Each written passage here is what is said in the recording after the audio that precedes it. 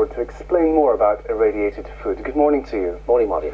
First of all, perhaps we could just clear up just one misconception, no doubt. The word radiation sets alarm bells ringing in most people. I mean, there's no danger you're going to catch anything from this food, is there? No, I mean, we're surrounded by radiation. The way in which heat from the sun gets to us is radiation. That warmth from a house wall after the sun shone in it all day is radiation. The way in which the image in your studio gets to the viewers at home is radiation. And the kind of rays that they use for sterilizing food, gamma rays, are a sort of a cousin, really, of X-rays. They simply pass through the food, and once the radiation is switched off, of course, there isn't any rays left in the food. So why should we be worried about it? What are the fears that most people have?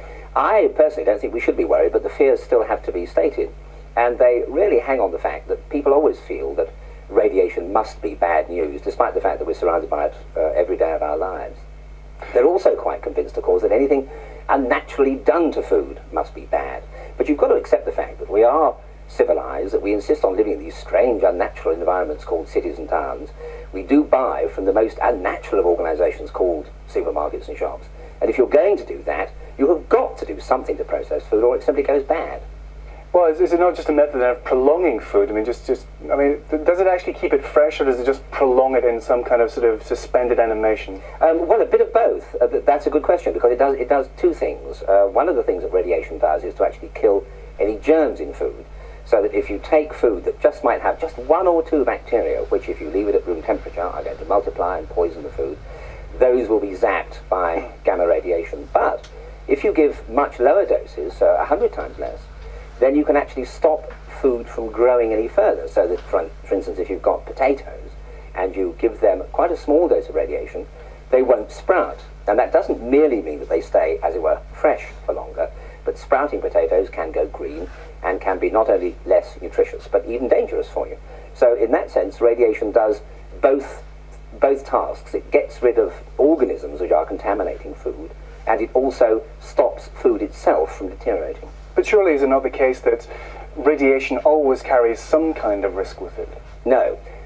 It certainly carries risk if you happen to be a germ and you're sitting inside the isotron cubicle when the gamma cobalt-60 source comes up.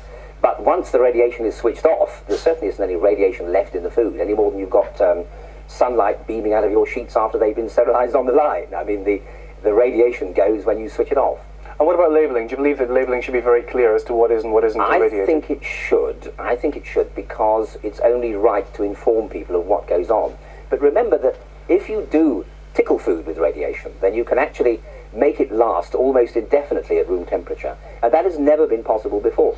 There have, of course, been occasions in the past when there have been allegations that people have misused the system. There was a case in the middle 1980s when some seafood in Britain, which had not been passed as being safe for human consumption, was sent over to Holland, where radiation of food was by then introduced, zapped with gamma rays, and then brought back and put on sale.